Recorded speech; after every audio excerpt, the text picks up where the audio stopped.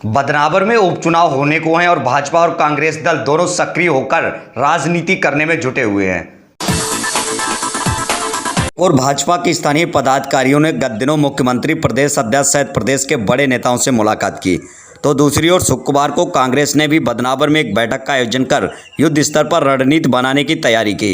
इसमें कांग्रेस सरकार में गृह मंत्री रहे बाला बच्चन, पूर्व वन मंत्री उमंग सिंगार, पूर्व पर्यटन मंत्री सुरेंद्र सिंह, हनी बघेल सहित मालवा अंचल के अनेक कांग्रेस विधायक उपस्थित थे, जिन्होंने कांग्रेस के स्थानीय उम्मीदवारों से चर्चा की और स्थानीय कार्यकर्ताओं से भी रायशुमारी की। इस दौरान पूर्व गृह मंत्री बाला बच्चन ने कांग्रेस सरकार की महत्वपूर्ण उपलब्धियां गिनाई और दल बदलने वाली बागी विधायकों पर जमकर निशाना साधा। साथ ही आने वाले उपचुनाव में इन दल बदलने वाले विधायकों को हराने की बात भी कही और कहा कि इन बागी विधायकों के दल बदलने के कारण प्रदेश का विकास अवरुद्ध हुआ है और कांग्रेस सरकार में किए गए वादे हम वापस उपचुनाव में जीतकर पूरा करेंगे। की जो महामारी पूरे देश और दुनिया में जो फैली हुई है उससे संबंधित सैनिटाइजर बांटना 100% कोई नहीं निकला है, तो बड़ी और मोटी बात है। इससे संबंधित भी बात थी और इसके अलावा फिर जो अगला जो काम आ रहा है वो भी मीटिंग हो गई है। आने वाले दिनों में उपचुनाव है, इसको लेकर क्या तैयारी की जा रही है? पूरी हमारी तैयारी, और मैं आपको बताना चाहता हूँ कि जो ताकतवर तरीके से हम लोग ये सब सीटें जीत कर आएंगे और ये जो 22 जो कांग्रेस के विधायक जो गए और उनने जो दल बदला और सरी थी और जो जिस तरह से वचन जो 18 के चुनाव में जो दिए थे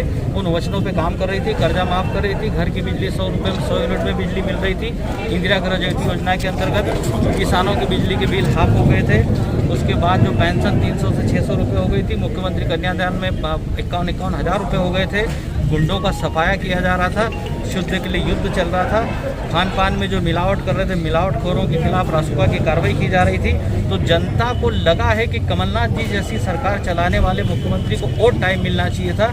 इसलिए मैं आपको बताना चाहता हूं कि ये जितनों ने जो दल बदला है, आने वाले चुनाव में जनता उनको सबक सिखा देगी। स्थानीयवाद का मुद्दा कितना हावी है वर्तमान में? वो अपनी बात को मध्य प्रदेश कांग्रेस कमेटी के अध्यक्ष माननीय कमलनाथ जी को, पूर्व मुख्यमंत्री आदरणीय कमलनाथ जी को ये बात पहुंच जा चुकी है, उनकी जानकारी में है, सर्वे हो रहा है। और मैं आपको बताना चाहता हूं कि जो विनर कैंडिडेट होगा, जो जीतने वाला उम्मीदवार होगा, जो जनता की और मतदाता की पसंदगी वाला उम्मीदवार होगा, उसी का चयन होगा। पूर्व में 15 महीने कांग्रेस की सरकार रही है, बदलाव में ऐसे बड़े नेता जो अब आ रहे हैं, पूर्व में आप गृह मंत्री भी रहे, अब आ रहे हैं, पूर्व में क्यों नहीं आए थे, क्या कारण रहा? देखिए, मैं आपको बताना चाहता हूं कि मध्य प्रदेश ये बदनावर विधानसभा की जनता ने जिनको जो कांग्रेस की बागडोर जो सौंपी थी विधायक के रूप में, उनको हम लोगों को खबर करना चाहिए था, मुख्यमंत्री जी को, मंत्रियों को लाना चाहिए था, लाते। लेकिन मैं आपको बताना चाहता हूं कि हम लोग आते भी, मैं आपको बताना चाहता हूं कि फिर भी जो बात आई थी तो माननीय मुख्यमंत्री, पूर्व मुख्यमंत्री आदरणीय कमलनाथ जी ने बदनावर विधानसभा की करोड़ों रुपए की सौगातें जो दी है, मैं अभी आने वाले दौरे पे जब मैं आऊँगा तो आपके सामने सारी चीज़ें स्पष्ट कर दूंगा। बदनावर विधानसभा को 15 महीने की जो कमलनाथ जी की सरकार के कार्यकाल वाली सरकार ने कितनी उपलब्धियां जो दी थी, ये मैं आपको स्पष्ट कर दूंगा। एक अंतिम सवाल है मेरा कि राजवर्धन सिंह की दत्तेगांव इतने कद्दावर थे क्या कि किसी मिनिस्टर को यहाँ तक नहीं आने दिया उन्होंने, पूर्व जैसे उमंग सिंगार जी ने यहाँ पे कहा था? कहाँ तक सही है? नहीं, देखिए ये सब नहीं है, एक सिस्टम बना होता है, एक शिष्टाचार जो होता है। और मैं आपको बताना चाहता हूँ कि जैसा अभी जो हमारा जो ये जो जैसा जो एक सिस्टम बना हुआ रहता है उसके मुताबिक हम और हमारी पार्टी काम करती है। बाकी मैं आपको बताना चाहता हूँ कि अब जो निकल कर आएगा और जो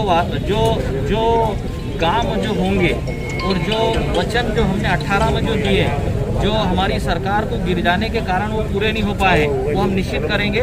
बाकी फिर भी मैं बदनावर और धार और मध्य प्रदेश की जनता की तरफ से कमलनाथ जी की सरकार को, माननीय कमलनाथ जी को मैं धन्यवाद करता हूँ कि 2-2 लाख रुपए कर्ज माफ़ी की जो बात की थी उसमें से 1-1 लाख रुपए तक का कर्जा उन्होंने माफ़ कर दिया है। 1 जून से 2-2 लाख रुपए का कर्जा माफ़ करना था और इन सब ने मिलकर सरकार गिराई है। और उसके बाद 100 रुपये में 100 यूनिट बिजली भी हम लोगों ने दी है। खेती किसानी को लगने वाले बिजली के बिल हमने हाफ कर दिए हैं। पेंशन जो 300 से 600 रुपये कर दी और उसके बाद भी 1000 रुपये करने वाले थे। मुख्यमंत्री कन्यादान योजना में हमने 51 हज़ार रुपये कर दिए थे। इसलिए बाकी और जो वचन थे उन वचनों पर हम लोगों को काम करना था और इनने सरकार गिरा दी। सरकार गिराने के कारण बदनावर विधानसभा की जनता का और पूरे मध्य प्रदेश की जनता का नुकसान हुआ है। जनता जानती है, बहुत जल्द हम सरकार में लौटेंगे।